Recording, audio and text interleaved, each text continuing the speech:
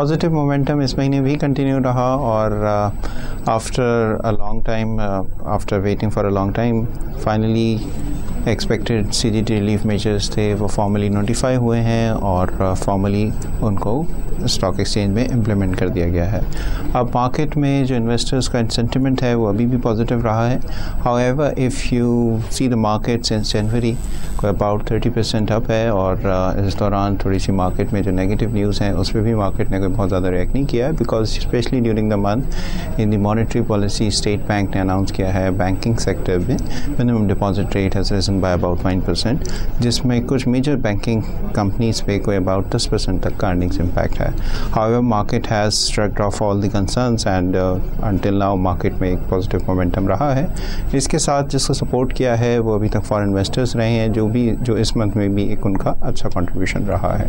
और आगे भी जो मार्केट में एक्सपेक्टेड है वो फॉरेनर्स की तरफ से एक अच्छी पार्टिसिपेशन हो सकती है, because specially with regards to the recently introduce CGT measures, इस पे एक मार्केट में और इन्वेस्टर्स में एक अच्छा पॉजिटिव सेंटिमेंट पाया जाता है। हाउएवर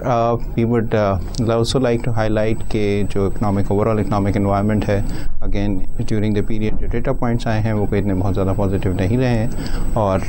एक्सटर्नल अकाउंट पे ऑल्दो जो वर्स्ट एक्सपेक्टेशंस थी वो उनसे तो बेहतर नंबर्स हैं और करंट अकाउंट भी ऑलमोस्ट अराउंड 3 बिलियन के अराउंड डेफिसिट है और इससे वर्स हो सकता था। हाउएवर ओवरऑल जो इकोनॉमिक एनवायरनमेंट है वो अभी भी बहुत फ्रेजाइल है, specially with the CPI, with regards to fiscal deficit, with regards to concerns about the external account. आगे चल के जो मेजर ट्रिगर्स हो सकते हैं मार्केट के लिए या मेजर आई थिंक जो चीज़ें ड्राइव कर सकती हैं on the positive side, since being an election year, people have been talking about that government can be lenient in its budget policy और उससे रिलेटेड जो मेजर्स हैं वो स्टॉक मार्केट में एक अच्छा पॉजिटिव सेंटिमेंट क्रिएट कर सकते हैं if the government takes an accommodating stance, particularly with respect to tax relief measures. इसके अलावा पाकिस्तान यूएस रिलेशंस पे टू एंड फ्रो डिस्कशंस होते रहे हैं और इस दौरान भी हुए हैं, ऑल्दो अभी तक कोई वैसे कोई ख़ास डेवलपमेंट सामने नहीं आई है, बट अगर इसमें कोई ब्रेक थ्रू होता है and if that translates into inflows for the market, so that will be a key event in driving the direction of the market. आगे चल के what we expect that market में एक अच्छी करेक्शन आ सकती है, because over time अब जो positives हैं वो ज़्यादातर प्राइस इन हो चुके हैं, corporate results में भी अभी थोड़ा टाइम है, so इस लीन पीरियड में unless we see कि foreign support बहुत ज़्यादा हो, मार्केट में एक अच्छी करेक्शन आ सकती है। However, that correction would as for our equity funds we would see as an opportunity to accumulate again, because जो मार्केट में अभी भी वैल्यूएशंस हैं, मल्टीपल्स हैं, डिविडेंड यील्ड्स हैं, कॉर्पोरेट अर्निंग्स ग्रोथ है that we have been highlighting every month, वो भी बहुत अट्रैक्टिव है, because despite this 30% run up since mid Jan, market के जो मल्टीपल्स हैं वो भी लेस दैन 6.8 टाइम्स हैं और जो डिविडेंड यील्ड है that is still in excess of 8%।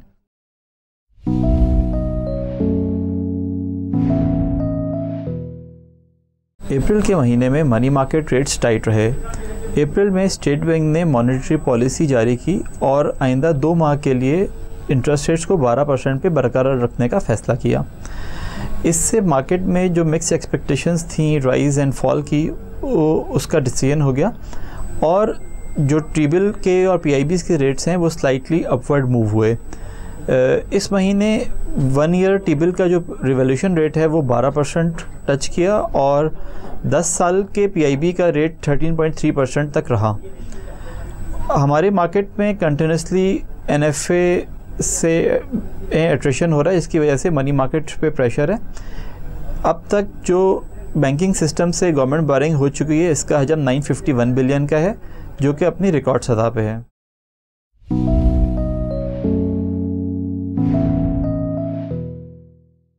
जहाँ तक मैक्रो इकनॉमिक डेटा पॉइंट्स का ताल्लुक है, हमने सीपीआई इन्फ्लेशन में थोड़ी सी इंक्रीज़ देखा है in the month of April, जहाँ year on year CPI inflation कोई 11.3% के करीब आई है, slightly higher than the 10.8% that we witnessed in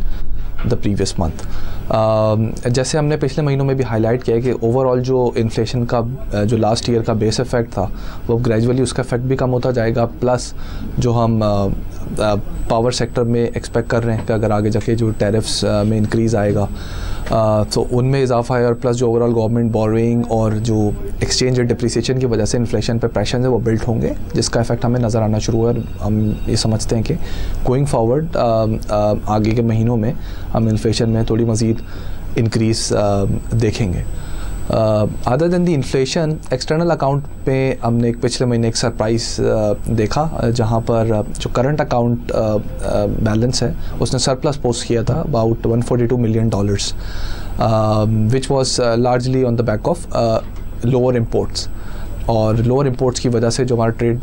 balance था वो पिछले महीने से बेहतर आया था, और इस वजह से ओवरऑल जो करंट अकाउंट है वो हमारा सरप्लस में नज़र आया। बट ओवरऑल अगर हम बात करें, जो हम कंसर्न्स हाईलाइट कर रहे हैं वो स्टिल प्रिवेल कर रहे हैं, और जो करंट अकाउंट की अभी तक डेफिसिट की पोजीशन है ईयर टू डेट 9 मंथ्स की, वो अभी $3.1 बिलियन के करीब है, जो ओवरऑल काफ़ी ज़्यादा है फिर compare to the last year. और इस करंट अकाउंट डेफिसिट में हमें गोइंग फॉरवर्ड भी यही ख्याल है कि जिस वक्त जो ऑयल की जो प्राइसेस सस्टेन कर रही हैं और जिस वक्त ओवरऑल हमारी जो ट्रेड गैप कंटिन्यू हो रहा है, तो ओवरऑल हम करंट अकाउंट डेफिसिट में एक्सपेक्ट करते हैं कि आगे हमें डिसेंट साइज़ के जो हैं वो करंट अकाउंट डेफिसिट्स नज़र आएंगे। Other than the current account deficit, इसमें जो हमें एक और चीज़ इफ़ेक्ट कर रही है, that is the non realization of major flows. तो फाइनेंशियल अकाउंट की जो वीक परफॉर्मेंस है वो एक और मेजर कंसर्न है on the overall external account position, और जिससे हमें बैलेंस ऑफ पेमेंट और सारे रिलेटेड जो वेरिएबल्स हैं, एफएक्स रिजर्व्स और एक्सचेंज रेट, उनको भी अफेक्ट कर रहा है।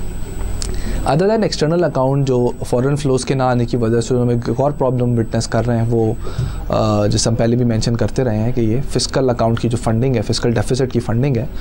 उसके साथ हमें एक मेजर इशू चला आ रहा है, जहाँ पे हमारा जो सारा जो बल्क ऑफ फिस्कल डेफिसिट है वो हमारे डोमेस्टिक सोर्सेज से फंड हो रहा है। और अभी जो रिसेंट नंबर रिलीज़ हुआ है गवर्नमेंट बैंक में स्टेट बैंक का, अगर हम उसको भी देखें तो कोई 344 बिलियन रुपए की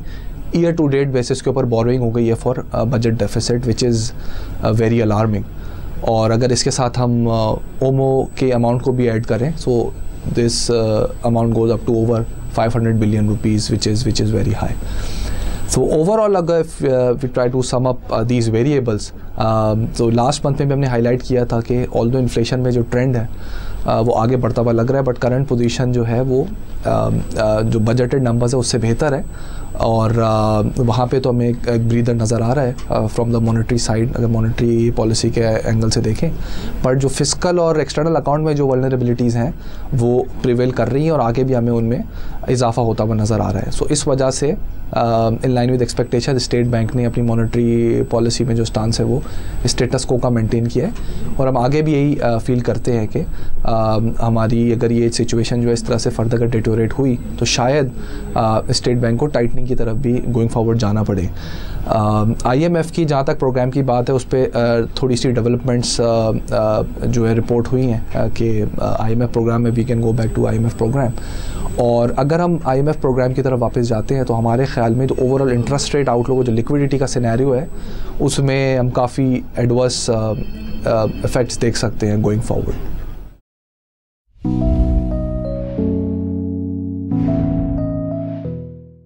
Fund that we are going to talk about is Pakistan Stock Market Fund. It's a pure equity fund. It's a core equity fund which is actively managed fund. Or right now its allocations are about 86%, close to approximately 86% invested in equities. And the major allocations are within the oil and gas sector, construction and materials, and the banking sector. And the strategy for fund would be, as you can see from the allocations, the fund is currently a bit cautious and would accumulate further on weakness.